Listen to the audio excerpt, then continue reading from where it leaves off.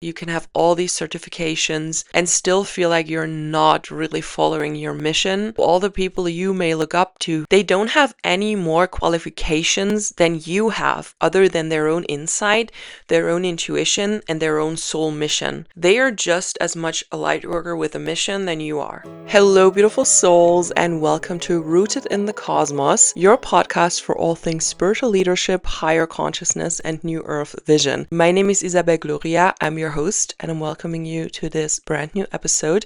If you're new here, welcome. And if you are tuning in every week, obviously also welcome. Leave a comment below or subscribe to my YouTube channel if you're watching on YouTube. That really helps me out, and I always love reading through your responses and your feedback. I have to be honest, today is a day where I really don't feel like stepping in front of a camera, and it took me like 1,000 takes for the light to be okay for me and for me to look okay. And I know it's literally just me, and you're probably like, you're looking like every day, like you're looking like you usually do. But I'm sure if you are in front of a camera a lot, if you're filming content, if you stay consistent in showing up, you know exactly what I'm talking about. And today is one of those days, you know? The reason I'm telling you this is because it kind of leads into the topic I want to talk about today. We're not going to talk about content creation, but I want to talk about leadership and really embodying leadership and seeing yourself as like a powerful leader, as a creator, as an innovator. And part of self-leadership and following through is to show up for your mission even if you don't feel like it. So for example, if you commit to a podcast and you start with 0 listeners like everybody else does, you don't just post whenever you want, you post every week or whatever you committed to. If you have committed to 2 episodes a week, you post them no matter how many people or how little people are listening to it on a regular basis. You don't just opt out and think, oh, I don't feel like it today, I'm not going to film this week's episode. This is not what self-leadership means. You really have to be confident in yourself and learn to trust yourself to follow through, because only then you will grow into like a consistent habit of showing up and making this part of your life. When you are a spiritual leader and when you create content online, when you step into your mission, when you create content, it shouldn't feel like you are opting out of your normal life into the work life. It should feel like it kind of flows together. It's obviously important to still have your private life and to opt out of work mentally. But when it comes to content creation, when it comes to fulfilling a mission, it is very entangled with your life. What I like to tell my clients is that the level of leadership they want to embody and the level of impact they want to make in the world requires them to make a lot of content and to show up a lot. So not every single content piece has to outperform the last. Not every single content piece has to be the best looking one ever. You don't have to be in your prime for every video or for every post, for every story you film. It's just normal. The amount of content you put out, the amount of impact you make, you cannot have all of your content pieces to be the best pieces you've ever put out. There will be some that really stand out that you're really proud of and come back to a lot because you love them so much and you're really proud of that video or that post or that blog entry, whatever it is that you're doing. But the majority of content will be just you in your normal state, not performing at your highest. If you only ever want to put out the best content that you can create, you will literally burn out from stress. You will not be creative anymore. You will stress and overthink so much about being better, being more perfect, and all of that is not worth it. Because what matters is the message behind your content. And when you allow yourself to just sit down and have that energy and that information channel through you and you just share your magic on the spot, that often is the content that lands the most with your audience. That is so powerful to understand. The amount of content you put out as a spiritual creator just does not make it possible for every content piece to be your best ever. And there will be these content pieces that really outperform all the others, and there will be those viral moments and that content that really creates shifts in your life and really brings in new timelines. But to get there and to create them, you also have to create all the other content that happens in the moment, that happens from a place of it has to be good, it has to be valuable, but it doesn't have to be overly perfect. I'm telling this also to myself. I'm not speaking to you from like a high horse as if I've mastered that. I still struggle with perfectionism. I'm a very visual person. I love aesthetics. I love to create an experience for people when they tap into my world. And this is actually something I also teach to my clients, this world building and creating sort of like a frequency that people can tap into. But what you have to understand is that once you've set that up and once you're really clear on your frequency, you carry that even when you are not looking your best. You carry that even when you don't have the time today to create a very elaborate carousel post on Instagram and put in all the effort. You are still radiating that because it's a frequency and it's something you build long term and people can tap into it immediately. I'm sure you also have a couple of favorite creators or a couple of favorite YouTubers. Think about how they make you feel. Isn't there a specific energy no matter what type of content they put out? And isn't that what makes you magnetized to them? It's something very subtle. We don't notice that in everyday life. We don't look at someone and think, okay, they have created like this world building around their brand and they have created this specific energy that I want to tap into. But if you really think of that, it is that. It is always a certain energy that you want to be part of, that you enjoy being in the presence of. We literally build a world. There's a whole module in my mentorship about world building, and we literally build the perfect world for their dream audience. And then we translate that into their online presence, into how they show up, into how they speak with people, what they wear, how they express themselves, what part of their lives they're sharing, and yeah, just how they engage with their audience. And this is so magnetic and something that you don't really notice until you are working on it yourself. For me personally, it is super important to teach my clients how to step into their own unique frequency, because that's really what a lightworker is meant to do here. We're not meant to parrot each other and copy each other and follow like this one path of how a spiritual person should look like or how a coach should look like or a spiritual guide. That's really not why we came here and why on a soul level we chose to carry a certain mission. Lightworkers are meant to express themselves in very unique ways because not every single person on this planet will resonate with the commonly known energy of like what a spiritual person is.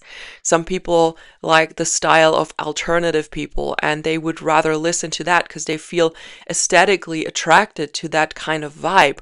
Other people like really natural creators. They don't wear makeup, they want to be in nature a lot, they love hiking, and they would listen to their spiritual advice because that personality type is more in resonance with who they are. Then there's people who really like to express themselves in a very extravagant way. They like to wear a lot of makeup, they like to have pink hair, they love to dress up in a sparkly dress, have their pink hair, and sit in front of a hot pink background and talk about the most valuable, most deep spiritual topics. Not every lightworker has to be the same. Not every lightworker is meant to be the same.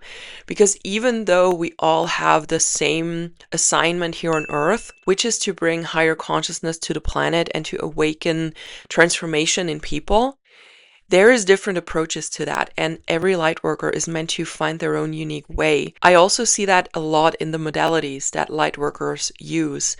A lot of my clients come to me and tell me, I've done so many trainings, I have all the modalities, I've done so much shit, and I know so much, I have so much knowledge, but for some reason, none of that really feels like it's my path.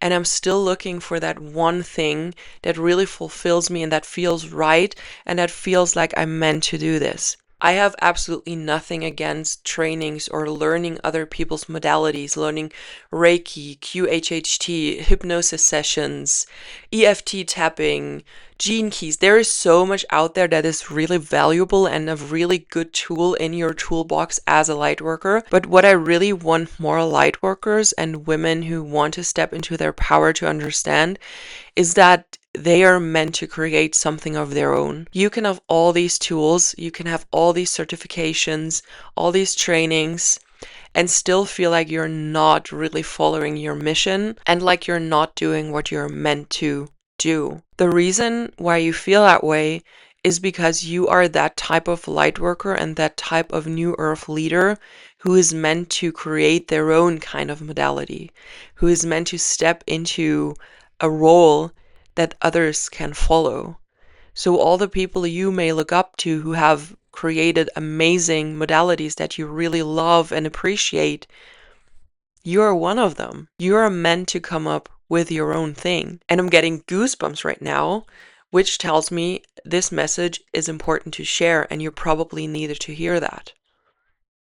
You're not the student. You are the creator. You are here to create your own thing, to create your own technique, your own modality, your own process that creates transformation in people. You're not here to share somebody else's magic. You're not here to teach somebody else's training or to use their modality in your work as the only thing that you do.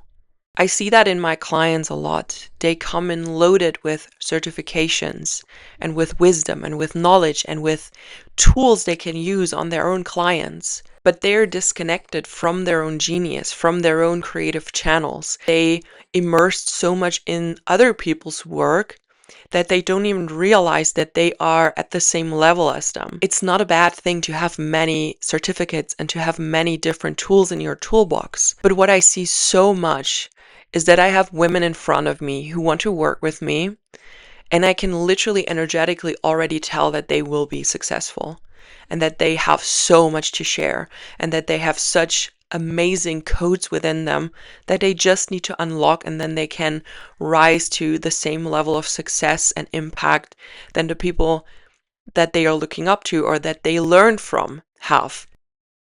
And they don't realize it about themselves. It really takes them a couple of weeks until they see themselves in that light.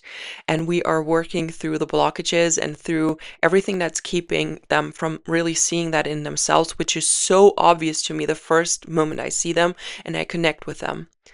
And when they unlock that part of themselves, they come up with the most amazing modalities. They come up with the most amazing techniques. They have whole processes that their clients are being guided through. And that creates such amazing transformation in other people's lives. And I'm like, whoa, I saw that in you the first moment I saw you. And now we have like worked on that for a couple of weeks, and you have literally unlocked that new level for yourself. And that's so inspiring to see. It's why I love doing what I do so much, because we really create impact and really bring out that unique expression of a light worker. If this resonates with you, please ask yourself right now, just take a moment, ask yourself, am I collecting trainings because I genuinely love them? And I really feel like this is what I'm meant to do, or because I'm searching for my thing and I haven't found it yet, or is it because I don't trust myself enough yet to really come up with my own technique, and I would feel like a fraud that's just making it up as I go. That's a pattern I see in a lot of women I work with. They always tell me something like, well, this sounds super inspiring and I totally get what you mean, but the moment I think about what my modality could be, what my technique could be, I feel like I'm just making it up and I'm a fraud and I'm leading people astray because I don't feel like I have the authority to tell them what to do and what that transforms in them. I really want to talk about that and tap into that today. So if that resonates with you and if you feel like you're a fraud, if you are coming up with your own techniques and your own modalities, you may want to stay. I want to shift your mindset around this, and I want you to finish this episode feeling more empowered to do your own thing and to create something of your own. I want you to consider this. Every single popular technique that you know of came through a person. Even things like Reiki, human design, quantum healing session. All of this was created by someone in the first place, and now it's really popular and it has this kind of authority in the spiritual scene People don't question it anymore. It's a set technique. It's a set modality. People trust it. People teach it to other people. But the people who, quote unquote, came up with these modalities, they haven't studied that anywhere. They don't have PhD in spiritual ascension. They don't have any more qualifications than you have, other than their own insight, their own intuition, and their own soul mission, and a purpose of bringing that technique, that modality, that transformative technique into the world for people to experience transformation with. Nothing about them is better, more advanced, more qualified than you are. They are just as much a light worker with a mission than you are. They all sat down one day with nothing but an idea or like a spark. They wrote down their ideas, they brought it into tangible form, and they created a technique or a modality that you are now certified in. That person was no more special than you. They were no more qualified than you. They were no more authorized to do that than you. You can do the exact same thing. And as a light worker, you are meant to do the exact same thing if that is something that you are feeling called to do. Some light workers, they don't even want to create their own thing because that's not their path for this lifetime. But if you are someone who really wants to find their thing and who really always feels like there is more, there has to be something that really resonates with me, there has to be something that really fulfills me, that feels in alignment with who I am, with what I do, and I want to do that long term, and you just cannot find that thing, it means that you are meant to create it yourself. That is always one of the most transformative realizations that my clients make when we work together. And they really, like, it's almost like a switch that happens and they really tap into their own genius. And suddenly the channels are open, all the information is coming through, and they start working on their own thing. I support them in that, but that's literally like a switch. Once they realize that on a deep level, it's almost like that cosmic information that was available all the time finally has a way to come through, and they really step into their next level of expression and they start building something of their own. I also want to address the feeling of being a fraud or feeling like you're just making it up. I want to give you a reframe on this too. You are not making things up if you are inspired to create something in a certain way. You are receiving information of how that can be tangibly channeled into this third dimension. Let's say you create a practice that comes with a guided meditation that's always the same. So the meditation has kind of like a storyline. And you, of course, have to come up, quote unquote, with that storyline. But just because you come up with it and you feel into like what could that story be like, what could the journey of the guided meditation look like, just because you creatively make that up doesn't mean that you're just randomly coming up with something that has no substance. You are most likely inspired to guide them through this specific storyline, to guide them through specific bodily movements or through a specific hand sign. And this is all divinely inspired. So if you feel like you're a fraud, if you say, I want to include some movement in my practice and I want them to, like, it feels really inspiring to do a certain arm movement or to touch the womb in a certain way or to, I don't know, like there are so many things that you can be inspired to do because you feel like they are right for this practice. It doesn't mean that you make them up for no reason. It is your creative channels and your higher aspect, your cosmic self giving you that information to build a practice that is tangible for people to do and to physically experience in this realm so that the energy behind that and the transmissions will come through. So for example, if you feel like a certain hand movement in your practice calls in self-love or something like that, you were inspired to create it in that way for a very specific reason, because that hand movement will then feel like the physical manifestation of that transmission that came through energetically. You are not just making shit up. You are in your creative genius. You are channeling this. And every single modality, every single practice that we know and respect today is the exact same. They didn't have someone tell them, if you do this movement, this yoga movement or this, I don't know, pose, this and this happens because of that and that reason. It was channeled. Nobody can really prove it depending on the practice. And it's not meant to be proven. It's meant to be experienced. It's meant to be felt. And if you feel called to create something of your own, that is exactly what you're meant to do. You're meant to channel it. You're meant to come up with things. You're meant to create an experience for your clients. Nobody wants to do a practice that has no storyline, that has no deeper meaning to it, that has no explanation of why you're doing what you're doing. So go crazy with it. Make the storyline as exciting as you can, as aligned as you can, as exciting it feels for you as it can. It really should feel like, I'm so inspired to do this, and then we can do that, and we can do that, and with that movement I open that channel, and with that movement we create this transformation. And it's not just about movement. That was just a random example, but I hope you get what I mean. Like, whatever you come up with is not just wild creative imagination. Creativity is not fraudulent. Creativity is not being a scammer. Creativity is creating transformation for someone else by bringing it into tangible form. Nobody sees the world like you do, and nobody can channel the exact same things that you do. So trust your own creative channels. Trust your own way of creating a practice, of creating a modality, of creating an experience for others. Because that's what you're meant to do here. You are a light worker. Tapping into that level of leadership and co-creation is one of the main things we do in the Cosmic Wanderess Mentorship. It's some of the most powerful work I do with clients, helping them identify what's already naturally moving through them and what they came here with, like the information that they are meant to share, and giving it a name, a shape, a story, and a framework. That is how you create transformation for people.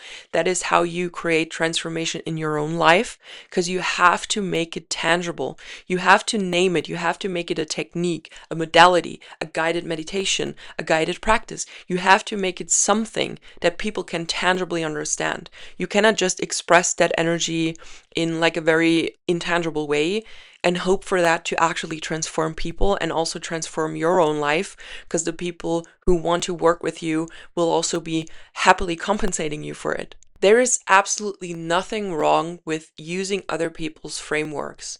If you come up with your own framework, at one point you will most likely do a teacher training and you want to spread the word and want it to spread more.